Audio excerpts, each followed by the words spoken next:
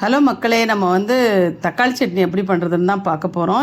இது ரொம்ப டேஸ்ட்டாக இருக்கும். சாப்பாட்டுக்கு ரொம்ப இதாக இருக்கும். ரொம்ப ஒரு மாதிரி நாக்கு சாப்பிட்றதுக்கே மனசு இல்லாத டைமில் நம்ம இதை சாப்பிட்டோன்னா ரொம்ப ஒரு கூட 4 வாய் சேர்த்து சாப்பிட்ற மாதிரி இருக்கும். ரொம்ப டேஸ்ட்டாக இருக்கும். இதுக்கு நம்ம தக்காளி, வெங்காயம், பச்சை மிளகாய், பூண்டு, கருவேப்பிலை, கொத்தமல்லி இவ்வளோ தான் தேவை. இதுக்கு வேறு எந்த ஐட்டமும் ஜாஸ்தி தேவை கிடையாது. கொஞ்சம் மஞ்சத்தூளும் கொஞ்சம் சாம்பார் தூளும் தான் இதில் எக்ஸ்ட்ரா போடுவோம். பாக்கி எதுவும் இல்லை. ஆனால் ரொம்ப டேஸ்ட்டாக இருக்கும். இதுக்கு எண்ணெய் வச்சு எண்ணெய் சூடான உடனே கடுகு போட்டுக்கோங்க. கடுகும் சீரகமும் போட்டு தாளிச்சிக்கோங்க. நல்லா வதங்கி வரும்போது நம்ம வெங்காயம் போட்டுக்கலாம். பூண்டும் இந்த சீரகமும் நல்லா வெடித்ததுக்கப்புறம் நம்ம வெங்காயம் போட்டுக்கலாம். நல்லா வெங்காயத்தையும் போட்டு நல்லா வதக்கிடுங்க. ரொம்ப கலர் மாற தேவையில்லை.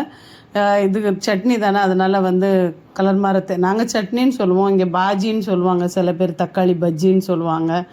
தெரியல என்னென்னு.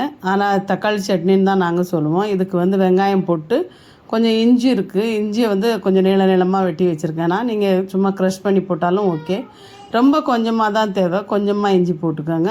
போட்டு நல்லா கொஞ்சம் வதங்கி வந்ததுக்கப்புறம் நம்ம ரொம்ப வதக்க தேவையில்லை, ரொம்ப கலர் மாற தேவையில்லை. இந்த இப்படி வந்ததுக்கப்புறமே நம்ம பாக்கி பூண்டு, பச்சை மிளகாய் இதெல்லாம் போட்டுக்கலாம். பூண்டு போட்டுக்கோங்க. பூண்டு நல்லா கொஞ்சம் ஜாஸ்தியாகவே போட்டுக்கோங்க. ஒரு 3-4 பல் நல்லா க்ரஷ் பண்ணி வச்சுக்கோங்க. அதை போட்டுக்கோங்க. நல்லா வதங்கி வரட்டும். இந்த பூண்டு கொஞ்சம் வதங்கி வரும்போது நம்ம பச்சை மிளகா, கருவேப்பிலை எல்லாத்தையுமே போட்டுக்கலாம். இதெல்லாம் ரொம்ப நேரம் ஆகாது. அதனால் போட்டு அப்படியே தாளிக்க ஆரம்பிச்சிடலாம் எல்லாத்தையுமே. கொஞ்சம் பாருங்கள், எண்ணெயே இல்லை பாருங்கள். எண்ணெய் ரொம்ப கம்மியாக ஊற்றி தான் பண்ணிகிட்ருக்கேன்னா. ஏன்னா எங்கள் வீட்டில் அவ்வளோ எண்ணெய் யூஸ் பண்ண மாட்டோம்.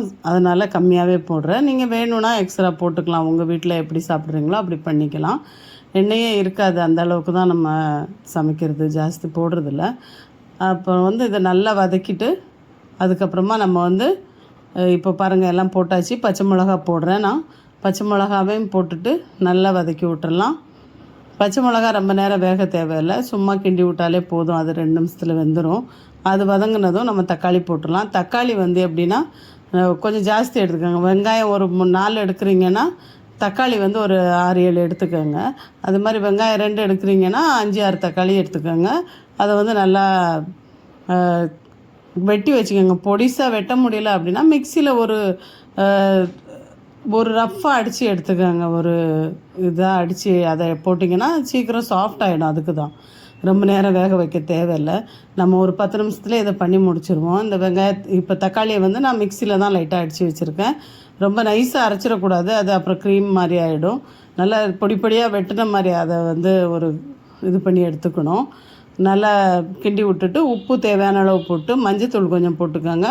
சாம்பார் மசாலா ஒரு 1/2 ஸ்பூன் போட்டுக்கோங்க. இப்போ தேவைன்னா போடுங்க, இல்லைனாலும் ஒன்றும் பிரச்சனை இல்லை.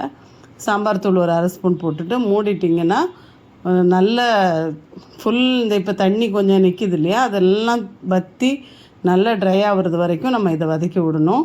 நல்லா கிண்டிக்கிட்டே இருங்க. இப்போ எல்லாம் போட்டாச்சு. உப்பு போட்டாச்சு, சாம்பார் தூள் போட்டாச்சு, மஞ்சள் தூள் போட்டாச்சு. இதுதான் இதுக்கு தேவை. வேறு இப்போ இதில் எதுவுமே போகாது. கொத்தமல்லி லாஸ்ட்டில் போட்டு இறக்க வேண்டியது தான். இதை நல்லா கிண்டி விட்டுட்டு நல்லா மூடி போட்டு வேக விட்டுருங்க. மூடி போட்டு நல்லா வெந்து கொஞ்சம் மீடியம் ஃப்ளேம்லேயே இருக்கட்டும். ரொம்ப ஃபாஸ்ட்டாக வேண்டாம். கொஞ்சம் மீடியம்லேயே இருக்கட்டும். மீடியம்லேயே விட்டு நல்லா வேகட்டும். நல்லா வெந்து நல்லா காஞ்சி சுண்டி வரும். அப்போ தான் நம்ம அதை இறக்கணும். பட்டுன்னு தண்ணியோடு இறக்குனிங்கன்னா அவ்வளோ டேஸ்ட்டாக இருக்காது. நல்லா சுண்டி வரும்போது தான் பாருங்கள் இப்போ எவ்வளோ தண்ணி விட்ருக்கு பாருங்கள் தக்காளியோடது. இந்த தண்ணி பூரா வற்றி வரணும். அந்த இதுவும் சாஃப்ட் ஆகணும். அவ்வளோதான். அதுக்கப்புறம் தக்காளி சட்னி ரெடி. இப்போ நல்லா சுண்டி வந்துருச்சு. திருப்பி நான் மூடி வச்சுட்டேன்.